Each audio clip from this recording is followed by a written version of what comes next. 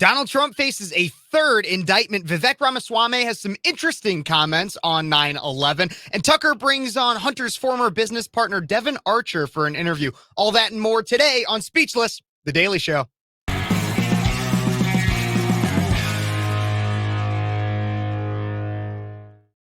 Hey, everybody, and welcome back to Speechless, The Daily Show. I'm your host, Phares. Thank you so much for tuning in. Don't forget, everybody, if you like what you hear and you like what you're seeing, don't forget to like, subscribe, and share. I dare you. I dare you. There's that like button right down there. You can hit the subscribe button. It should be coming up right about there.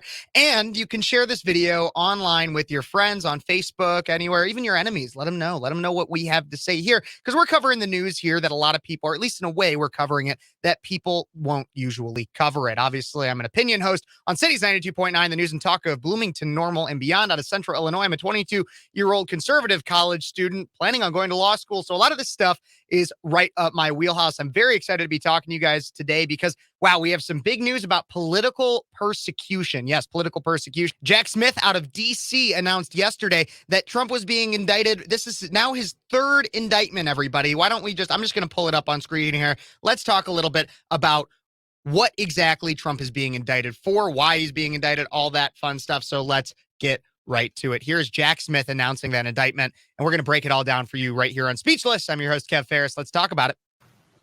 Today, an indictment was unsealed, charging Donald J. Trump with conspiring to defraud the United States, conspiring to disenfranchise voters, and conspiring and attempting to obstruct an official proceeding. The indictment was issued by a grand jury of citizens here in the District of Columbia, and it sets forth the crimes charged in detail. I encourage everyone to read it in full. The attack on our nation's capital on January 6th, 2021 was an unprecedented assault on the seat of American democracy. Remember that he says that. Remember, it's all about January 6th. And yes, the indictment is all about January 6th, but he obviously has a big gripe about the events that took place on January 6th, and we're going to talk about that. As described in the indictment, it was fueled by lies. Lies by the defendant targeted at obstructing a bedrock function of the U.S. government, the nation's process of collecting, counting, and certifying the results of the presidential election. The men and women of law enforcement who defended the U.S. Capitol on January 6th are heroes. They are patriots, and they are the very best of us. They did not just defend a building or the people sheltering in it. They put their lives on the line to defend who we are as a country and as a people. They defended the very institutions and principles that define the United States. Since the attack on our Capitol, the Department of Justice has remained committed to ensuring accountability for those criminally responsible for what happened that day. This case is brought consistent with that commitment, and our investigation of other individuals continues. In this case, my office will seek a speedy trial so that our evidence can be tested in court and judged by a jury of citizens. Remember that part too. He said speedy trial, speedy trial. He's laying the foundation for something. Just wait. In the meantime, I must emphasize that the indictment is only an allegation and that the defendant must be presumed innocent until proven guilty beyond a reasonable doubt in a court of law. I would like to thank the members of the Federal Bureau of Investigation who are working on this investigation with my office, as well as the many career prosecutors and law enforcement agents from around the country who have worked on previous January 6th investigations. These women and men are public servants of the very highest order, and it is a privilege to work alongside them. Thank you. So yes, that was Special Prosecutor Jack Smith, obviously outlining exactly the charges, a little bit outlining the charges that are coming against former President Donald J. Trump out of D.C. in what is now his third indictment. So Trump will appear in court tomorrow. We're going to see that. It's going to be obviously like big coverage, filming of him leaving Mar-a-Lago, getting to D.C., getting to the courtroom, pleading, obviously not guilty, everything.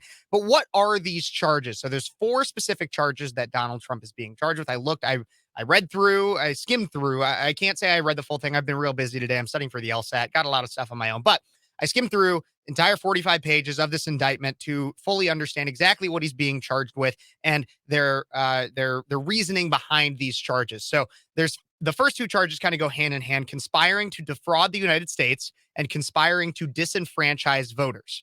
Those are the first two.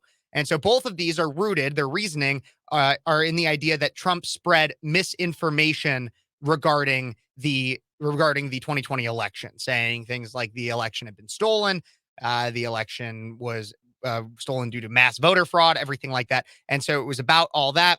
They quote a bunch of different people regarding his statements to people in Georgia, people all across the board that had said that he said to them that the election was stolen, and then they would reply and say something to the effect of, well, based on all this evidence that we have, it was not. They obviously cite the different court cases they had, one in Arizona, one in Georgia, other ones as well, regarding election fraud, saying, well, obviously it was not stolen, but he kept saying that it was. Then the other two charges are conspiring and attempting to obstruct an official proceeding.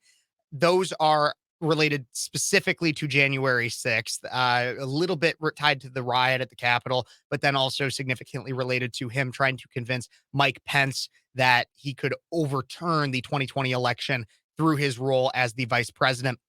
And so there's a few things to break down with this. First off is I'm on the side where I don't believe Mike Pence. A lot of people were mad at Mike Pence on January 6th, 2020, because he didn't overturn them when Trump kept saying that he could. Based on my understanding of the Constitution, I do not believe that Mike Pence had that authority, nor would it have been a good idea to do so, but mainly that he did not have the constitutional authority. But there are some backwoods legal scholars that do believe that, and we're trying to push that it could potentially, if you read Mike Pence's memoir, whether or not you believe him, he said that Trump had brought in attorneys that said that it could potentially be done. It had just never been tried before. So there's an argument for both sides. I don't believe in the Constitution that he could, but I'm digressing a little bit. But basically, the whole point of these four assertions and charges that the special prosecutor Jack Smith is bringing forward is that they're trying to say that Trump making not good, or in their opinion, not good statements into a crime.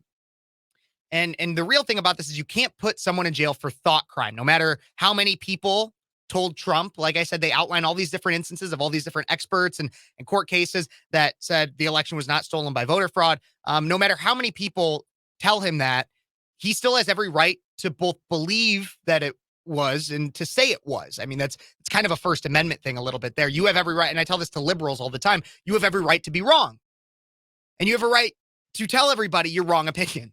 So he has every right to do that. So the prosecution's burden of proof on this case is on the idea that Trump knowingly spread lies.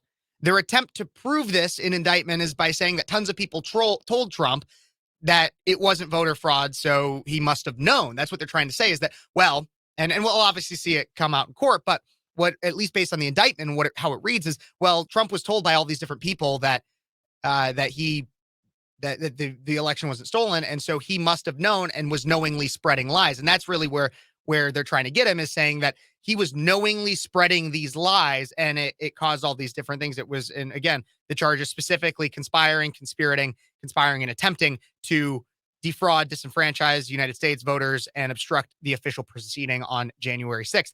Well, what he knew was that what he really knew to himself, and what this could be an easy argument, is that he firmly believed and still believes that the 2020 election was stolen. No matter where you fall on this, there was experts that claimed that it was not, and then Donald Trump obviously continued that saying that it was. But no matter how many times he's told that the election wasn't stolen by voter fraud, he can still believe that.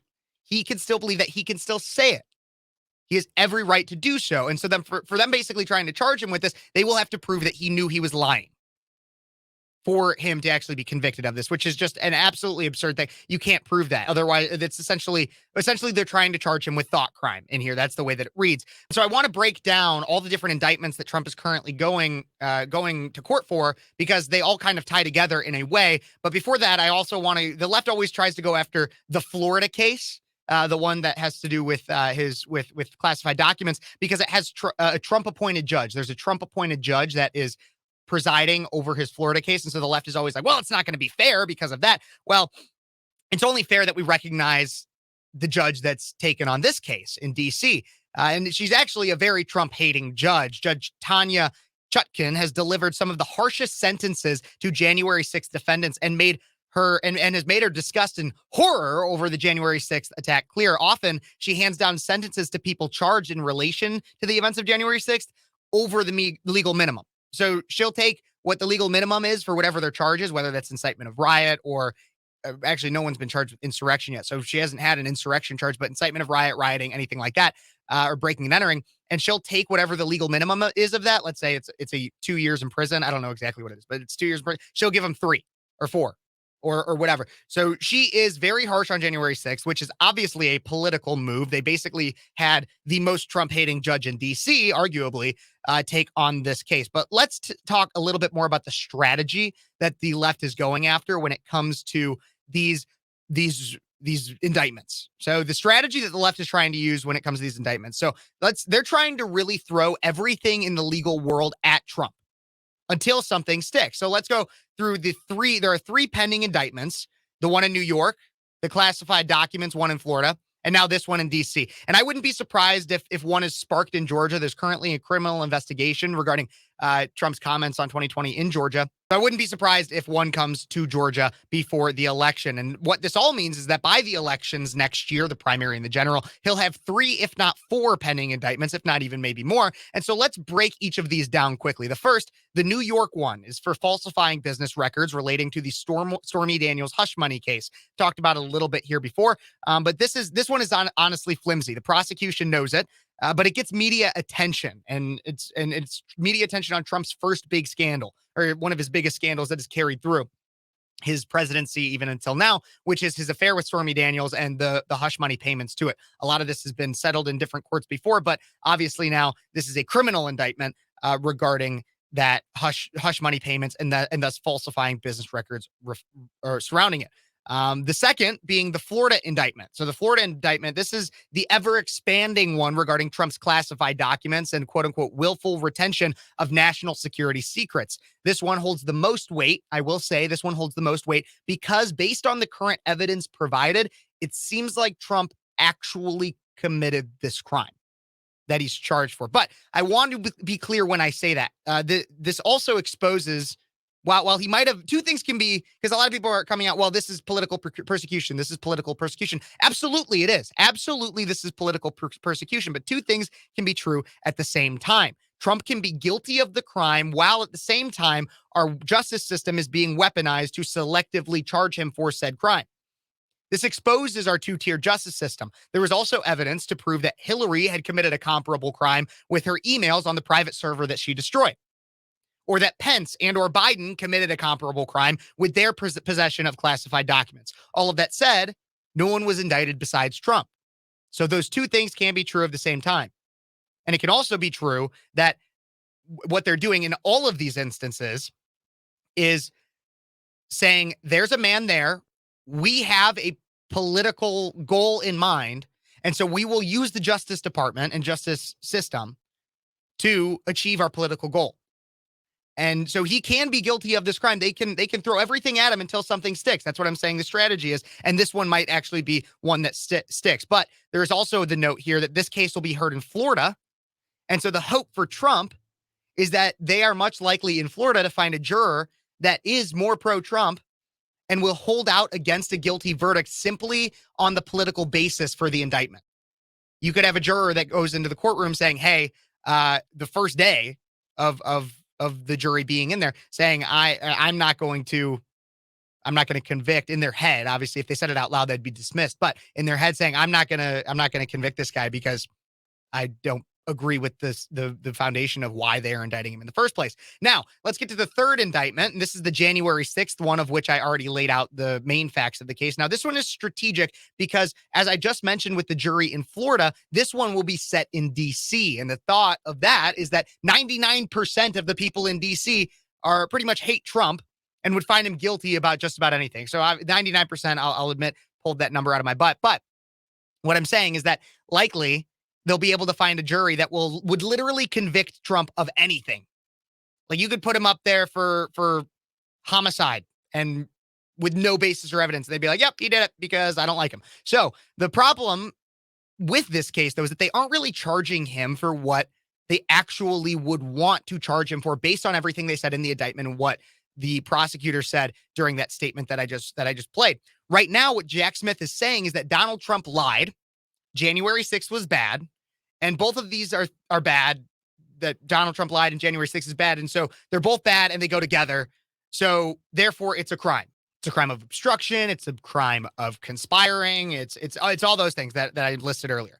And so that's not really how the law works. You can't just say, well, we believe these things are bad and they go together, so it's a crime. That's not, again, if he wanted to make the facts that he lays out in the indictment into a crime, what he would charge Trump with is incitement, because then he would say Donald Trump lied, his lie fueled anger, and that anger led to the riot at the Capitol. And so you could argue then that incitement of a riot, which actually is a crime, and some people related to January 6th, people that were at the Capitol on January 6th, have been charged with incitement. That's the crime that you would want to charge him for, but that is not what they are charging him with. And it's also important to note that that one of his impeachment, his second impeachment, was on the basis of incitement of a riot.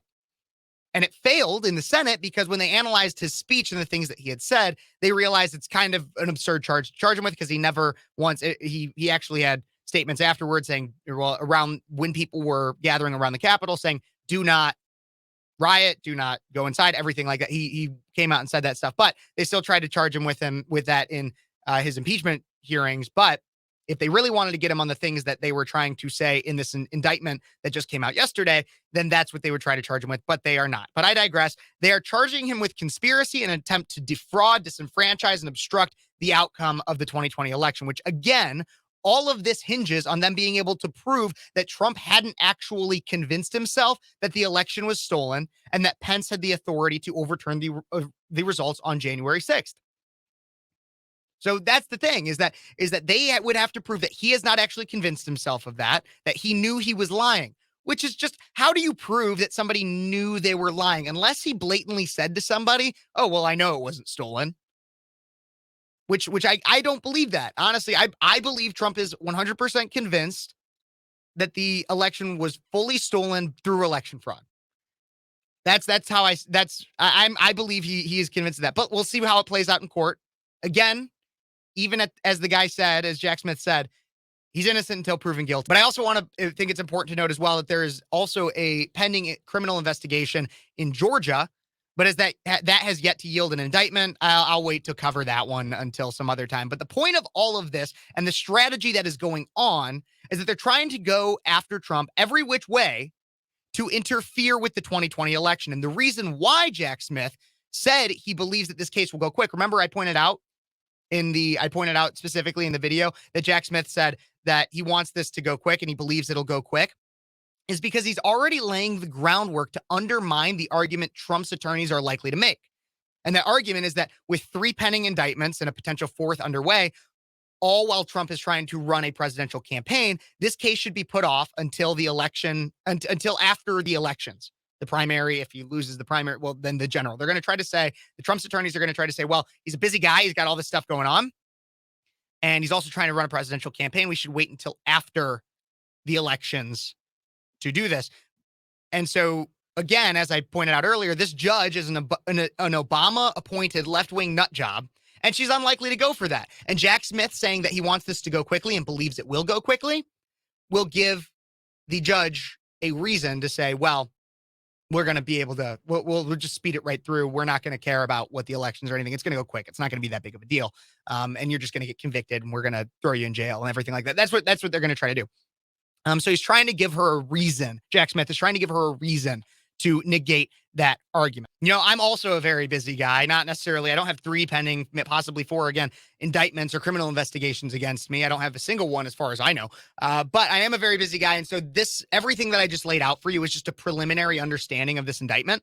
I skimmed through it and more news is consistently coming out. I've seen stuff about how Pence is quoted or he has documents that were unearthed for this indictment. I'm interested to read into those a little bit more. I obviously skimmed briefly everything that was said. But I will continue to cover this, and tune into my Sunday show from 3 to 5 on the radio, where I'm going to cover this more, and I've had more time to digest all this information. But given my limited understanding and on the indictments and the cases against Trump from my brief read-throughs and my skim of this indictment, there are a few things that are clear that almost everyone should know if you don't already. The first is that this indictment, this one specifically, is pretty much the other ones as well, are purely political. And now I don't mean that they're infused with political jargon and surrounds political issues, because they obviously do. No, what I mean is that this is purely for the reason of messing with our political system and Trump's ability to run for president. It's clear. I know this really because their charges against him make no sense as to how they could be proven beyond a reasonable doubt. Again, like I said, they're trying to say that he knowingly lied, and you can't really prove that anybody knowingly lied unless you have pure evidence. They don't present any clear evidence in this grand jury indictment that he actually knew he lied. They give evidence that he could have known that he lied, but again, criminal court proved beyond a reasonable doubt. Criminal court of felony charges again too. It's not propensity of evidence. It's more than that. It is proved beyond a reasonable doubt. And so, not to mention the fact that it's a clear strategy of having even a weak case in a highly liberal DC, so that they can just try to convict him simply because a jury will likely be against him. And another thing I want to point out with this too, in terms of how political it is the fact that they're trying to line up all of his controversy so that he makes headlines. Remember what I talked about yesterday with the media and how it lies to you by just repeating the narrative till eventually it gets instilled in your head that you associate Trump with all these bad things? That's what they're trying to do. They have all the different scandals. They have Stormy Daniels, Trump, Stormy Daniels, hush money, Trump, Stormy Daniels, hush money. They're going to keep repeating that in the New York case. Down in Florida, Trump, classified documents, national security risk. That's what they're going to try to say. Trump, national security risk. Trump, national security risk. They're going to try to keep doing that so that that's what people associate it with. Now, this third one, Trump, insurrection. Trump, January 6th. Trump, January 6th. Trump, insurrection. They're going to keep repeating it so that eventually that's what'll stick in people's head. And then finally in Georgia, they're going to push a comparable narrative in terms of messing with the electoral system. Now, the second thing that's clear about all this is that Trump's base is only getting more supportive of him from these indictments. Megyn Kelly said at my Turning Point USA conference that I was at, is that the indictments have been the best thing for the Trump campaign. And it's because it allows him to speak personally, very personally, about the deep state, which he's obviously always talked about, the deep state and political persecution, because that's what he is going through, is clear political persecution, almost emblematic of like a banana republic. But I digress. I do wonder, though, a little bit, and this is also a digression, but I wonder how this will fare with moderates and Republicans that are not necessarily on the Trump train yet. Again, I've been clear about my stance on the 2024 election. Trump is not my first pick, and I think it's because, well, one of the reasons for that is because of the significant controversy that surrounds him, distracting him from his ability to be president. However, I also do understand the argument that, oh, well, that only makes Trump stronger in his ability to fight the deep state and understanding of the deep state. I get that. However, you have a lot of people that will get like the Trump criminal idea around it.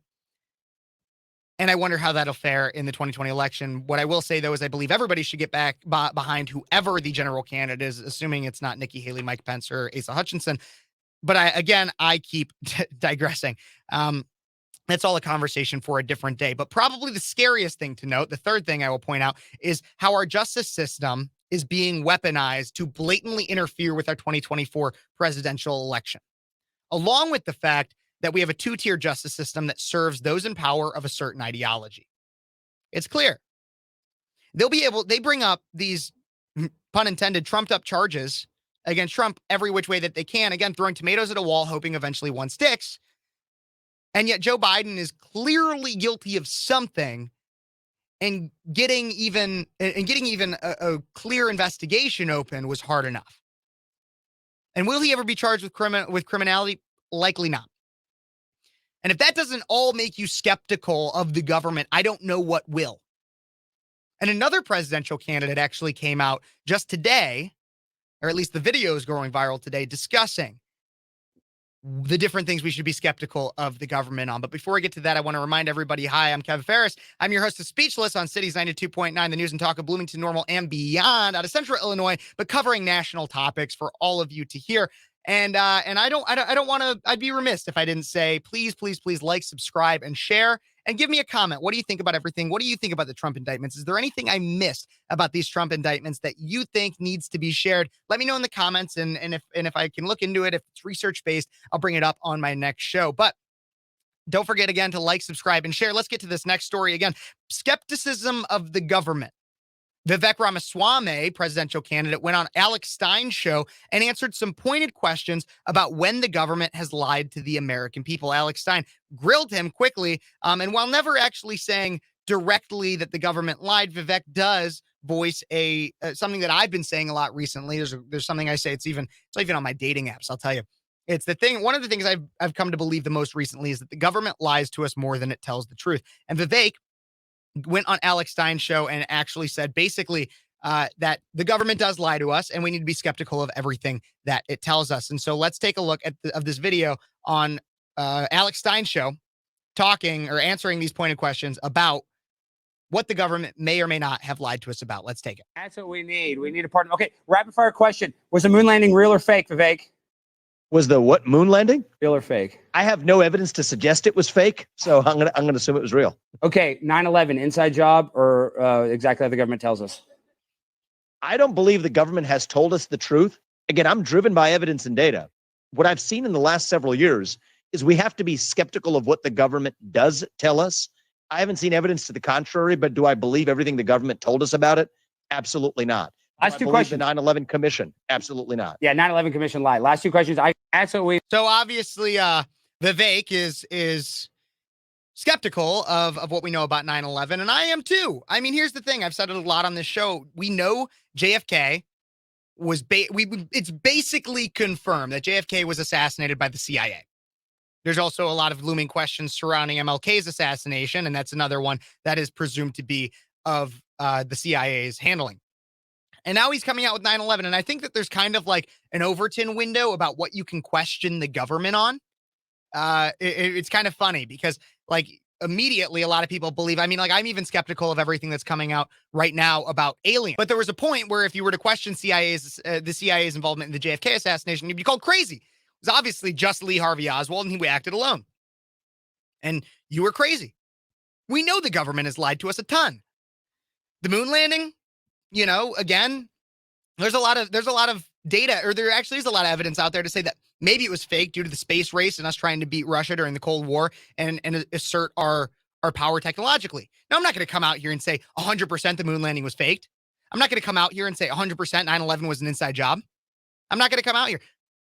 But like Vivek Ramaswamy says, there's an important sense of being skeptical of your government now more than ever.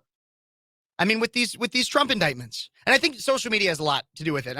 So the Trump indictments, what I'm saying with that is, yeah, be skeptical of the reasoning as to why he's being indicted. The average American, the person watching this video, you, the viewer, are probably on the same page with me. You probably get it. You're probably like, yeah, the government, what is it doing? What is it lying to us about? And every time you see a headline that the government says something, when the CDC says, well, you need to do this, you need to wear a mask, you need to get the jab. You're like, do I really need to?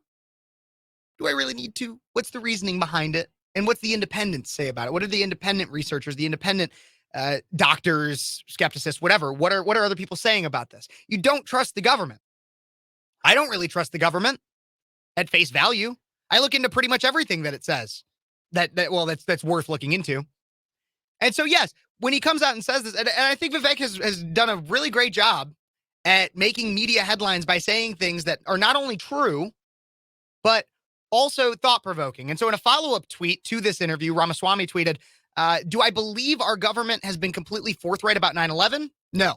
Al-Qaeda clearly planned and executed the attacks, but we have never fully addressed who knew what in the Saudi government about it. We can handle the truth. And so, again, he's not saying that the United States government did it.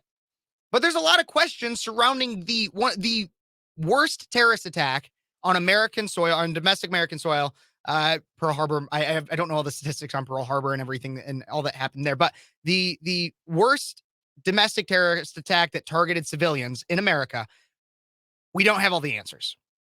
We never had all the answers on UFOs. We still don't have all the answers on JFK or MLK. We're starting to shed some things to light, But what we know is that the government lies to us, and it is rational to question your government. I mean, heck, the founding fathers more than questioned their government and ended up leading to a revolution. And that's another thing that Vivek has made a lot of headlines for recently, is calling for quote unquote revolution. Now, what exactly does he mean? We're going to talk about that, but let's take a look at this video posted just today, actually, but I believe it's from it's from earlier, of Vivek talking about revolution as he sees it in America and what America needs right now. Let's take a look at this video. There are good people in this race who will tell you this is the time for reform. We need to work within the institutions we have. We should incrementally reform them for the better. But that's a false promise. They don't know it's a false promise, but when those institutions, when that government, when that deep state has become so rotten, we can no longer just fix it from the top. This is not a moment for reform. I don't stand for reform. I stand for revolution. This is the moment of the American Revolution, those 1776 ideals that set this nation into motion 250 years ago. For me, November 2024, that is not the finish line. That is the start line. The finish line is January of 2033, when I leave office, when I will tell you that once again in the United States of America, we have 3 branches of government, not 4. We shut down the deep state and the administrative state. So yeah, so he's making a lot of very interesting comments there regarding, and so revolution, and he uses that word very strategically. The reason he uses that is because obviously it invokes a very strong reaction. I guarantee you, now I haven't seen articles about it, but I guarantee you the left has a very strong reaction to the word revolution and the idea that they're probably going to come out and say, Vivek Ramaswamy calls for violent overthrow of the government, which is not what he's saying at all. What he's trying to do, which is honestly a really smart political tactic, because right now what any Republican nominee is basically running on is that we need change from the current administration. And so for what he's saying is that his campaign and his hopeful election into office would be a metaphoric revolution for America, a time in which we completely overhaul the American government. It's kind of Trumpian-esque, 2016 Trumpian in terms of saying that he is going to he's not directly saying drain the swamp, but that's an ideal that he alludes to, and that we need to take what our current government is doing, and this even ties back into the skepticism piece, restore honesty to our government, revolt against the lies that we've been told, everything under the sun regarding that. And Vivek's doing a really smart job in terms of not only playing to a base, but growing his numbers, growing his following, and also going up against some of the other contenders in the race. So Vivek's a guy to keep an eye on too, and what he stands for is quite fascinating. And he's honestly one of the most interesting young political contenders we've seen in a long time. Not my first pick, but definitely somebody that I want to keep an eye on in terms of where he is going in American politics. But he is somebody to keep an eye on. Other people that we need to be skeptical of, and when we talk about the deep state corruption and everything wrong with American government right now, you might be thinking about Hunter Biden and Joe Biden's scandals that have been coming out in the last week and I've been covering on this show. But before we get to that, I want to remind everybody, hey, I'm Kev Phares. You're watching Speechless on Cities 92.9, the news and talk of Bloomington Normal and beyond. I'm your host again, Kevin Phares, 22-year-old college student, conservative activist, and also studying for the LSAT right now. So man, my days are busy, my days are long, but I'm still bringing you guys the best content I can. So I'd love if you guys wouldn't mind liking this video, subscribing to the channel to let me know to really follow the news, as the lamestream media will not report it. And finally, give me a comment. Give me a comment on what you're thinking about what we're saying. What do you think about Vivek Ramaswamy as a presidential candidate? What do you think about Donald Trump's multiple indictments and the DOJ being weaponized against him and Republicans? And what do you think about this next story? Devon Archer, when he went into his hearing on Monday with the Congressional Oversight Committee, would not answer any questions from reporters, but he did decide to go on Tucker Carlson on Twitter. And I've never planned on doing this many reactions to Tucker Carlson's videos on Twitter, because I've spoken about my distaste for using such long videos, and especially because it's not my content. And I want to bring you guys content on what I think and everything. And so I'm going to do a reaction video to this one just because I think it is so important that people see what he's done. A lot of great interviews. I mean, he did that one with Andrew Tate. He did the one with Ice Cube, which I reacted to last week. And now he's doing one with somebody who is at the heart of the narrative of how corrupt the Biden crime family is. And I think it's important everybody see it. And I know not everybody is in tune with going onto video or going onto Twitter to watch their video content. And so you might be on YouTube. And I had one comment on my Ice Cube reaction video from last week that says, well, I need to go watch the full video without this dumb kid interjecting. Okay, you can think I'm a dumb kid. I don't really care. Leave me comments telling me how dumb I am. At least tell me why I'm dumb, please. But I digress. If you want to go watch the full video uninterrupted, I will leave the link in the description to Tucker's full video. Again, because this isn't my content. And so I want to appreciate that he can go out and get these interviews with such interesting people that are at the heart of so many American narratives right now, including Andrew Tate, Ice Cube, now Devon Archer. But I want to cover it, and I will give my updates in between it, but I also have not watched this. So quick intro is today, Tucker released part 1 of his interview with Devon Archer, who obviously we know gave the damning testimony about Joe Biden's involvement with Hunter's business dealings this last week as a former business partner of Hunter Biden. And I have yet to see this interview. I have yet to see it in its entirety. And so this is going to be kind of a blind reaction. So I don't know exactly what Archer says in it. If you want to watch the full interview, like I said, in the description of this video, I will, without me in it, the full interview without me in it, I will leave that link to it. But let's get to this video right now. I'm going to pull it up on screen and let's react to it to end out the show. In a bunch of different businesses, what were the specific skills that he brought to clients? Well, at the end of the day, he had a career in Washington, Yeah. Graduated Yale Law School and had a very big network in DC and brought that know-how and understanding of DC and ultimately the Biden brand. The know-how. So as far as I could tell, he wasn't doing legal work. I mean, he wasn't in the counsel's office at Burisma, right? No. So the network and the Biden brand sounds like the kind of key component of absolutely what he was bringing. Yep. Do you think that he would have been in those businesses, not having a business background, without his father being in a government position? It's hard to speculate in those regards. I mean, Yeah. I think when we initially met and he talked about his advisory business, his business that needed to transition from lobbying to advisory and the interest in private equity, it seemed like a new and interesting network for us to expand our business. Whether he could have, been in that position, it's hard for me to speculate. But Right. obviously, the brand of Biden, adds a lot of power when your dad's vice president. For sure. And there was a time maybe 10 years ago when private equity, maybe like AI now, was just one of those terms people were throwing out. I'm in private equity. Right. But the mechanics, having done it, coming Right. from a business background yourself, are kind of complex. Are they not? Absolutely. Absolutely. Yeah. No, it's a complex business. Takes years of training. But again, the initial idea around the business that they were going to provide, the government insight and an additional network to raise capital and then, deal with regulatory issues that you might have at the corporate level. Right.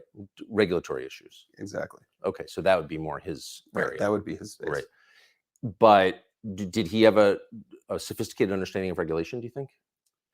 I think that he led a team that had a sophisticated. So basically what you're hearing so far is that Hunter Biden's, because this is a question that I've had, because obviously I care much more about Joe Biden's involvement because he's the actual leader of the free world as it currently stands. However, I have had underlying questions regarding Hunter's involvement with these businesses. Was he simply in there because of his father? Or did he actually bring anything to the table? And as we can see right now, it's yes, he has a degree from Yale Law School. Was it nepotistic that he got it? I'm not going to say one way or the other, but I have my thoughts.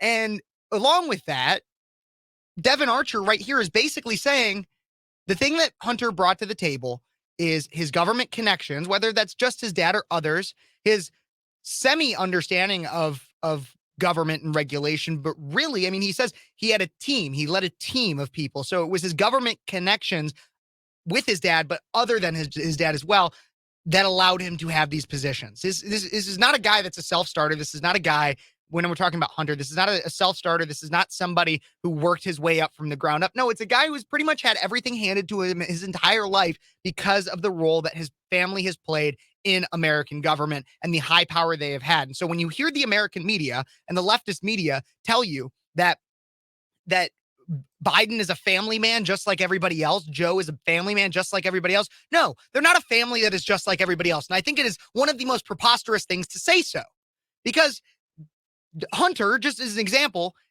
has seemingly, at least from this testimony that we're hearing, that has just gotten everything because of his family's political connections. And so it's absurd to say that they are just a family like everybody else. And you're going to hear the liberal media fawn over that more and more and more. But let's keep hearing what Devon has to say. Yes.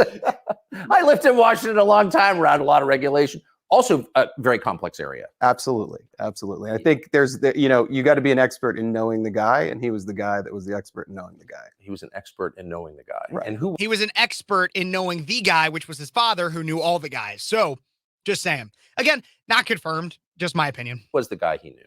Well, he knew a lot of people, but obviously there was some familiar, his brother, his father, some of his father's siblings. So he knew a lot of people. And obviously I know you're pointing to, the father being the key relationship. No, I'm just trying to get a sense of, Washington's not a money town. Right.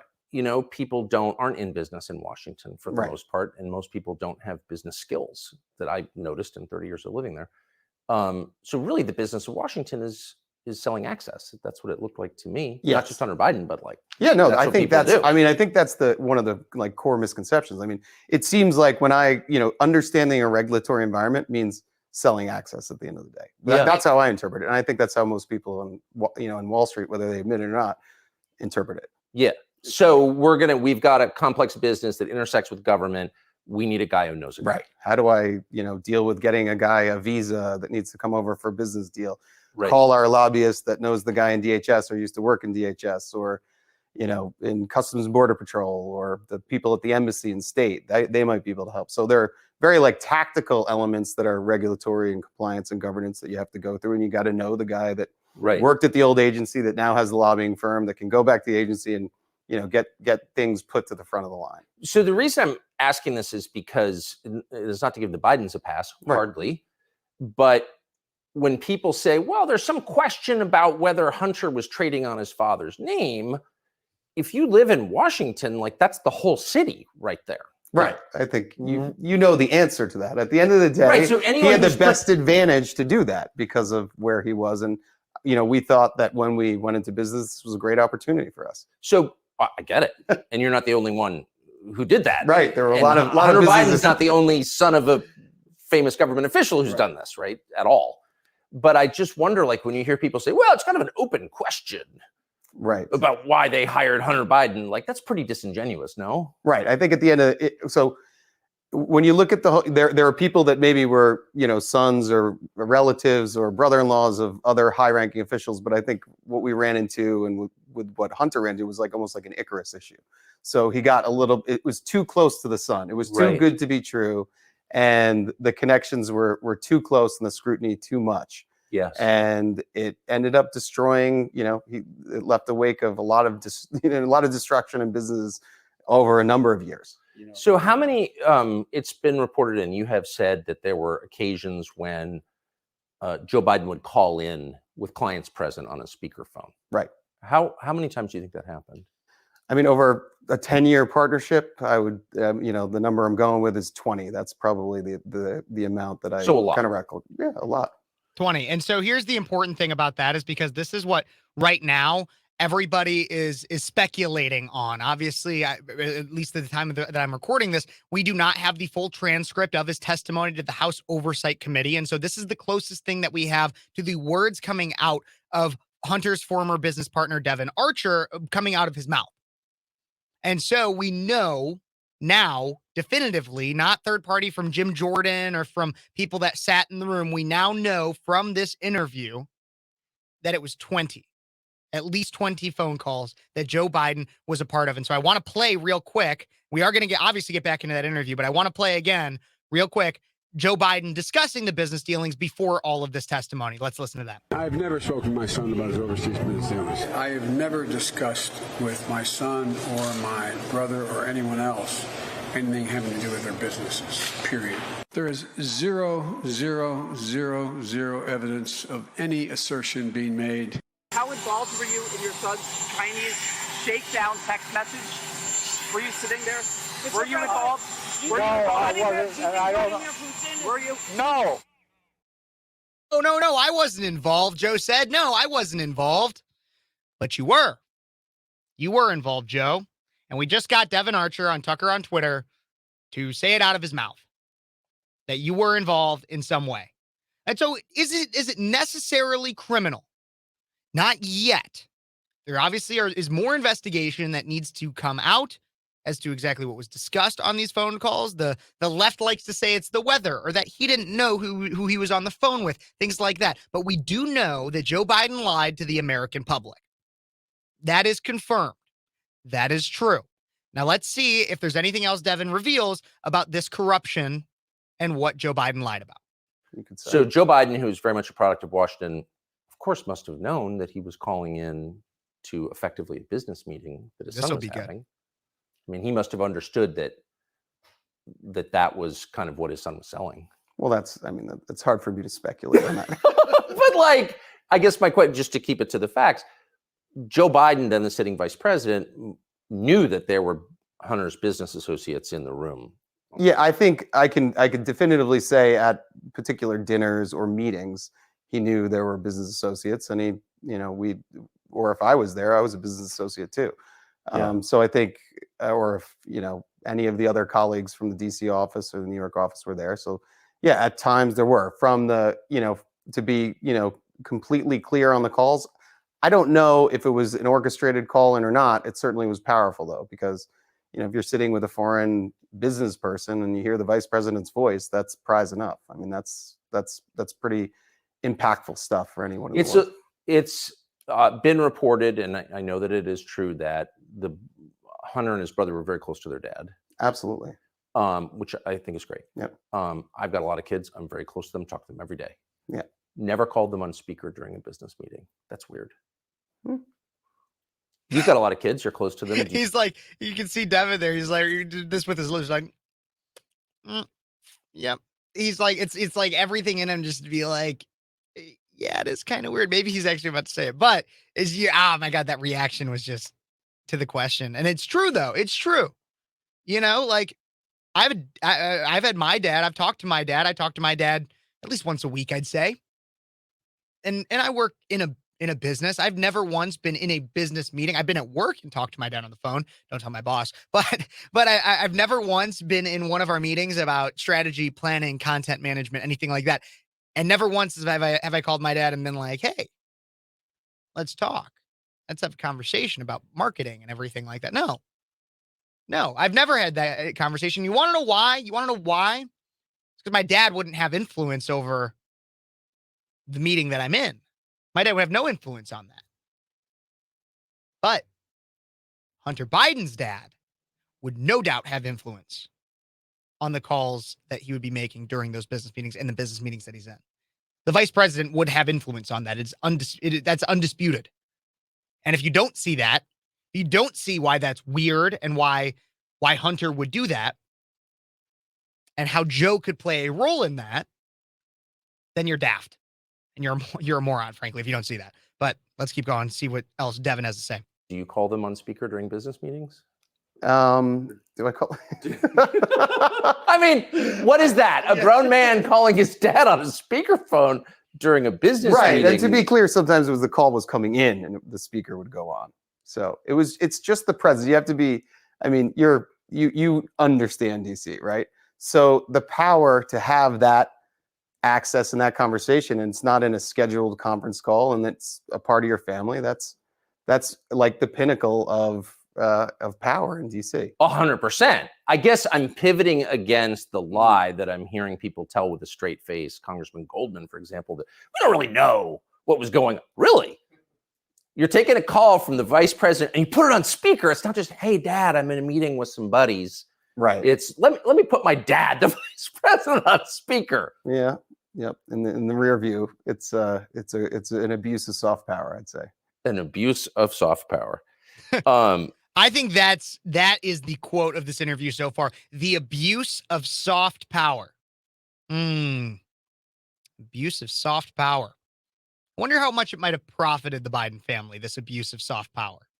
Interesting. Interesting. When did you meet Joe Biden? Joe Biden, I met the first time probably at the 2000 convention. I think it was in LA, and then Boston was 2004.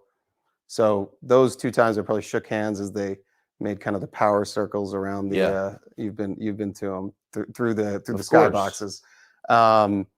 And then following that, really when our partnership started in 2008, 2009-ish, conversation started. That's when I re-met Hunter and actually had a sit down and meal with him, talked about the transition from lobbying into strategic advisory, and then kind of a some type of coalescence around having a private equity fund that would have this unique access and understanding of a regulatory environment in DC.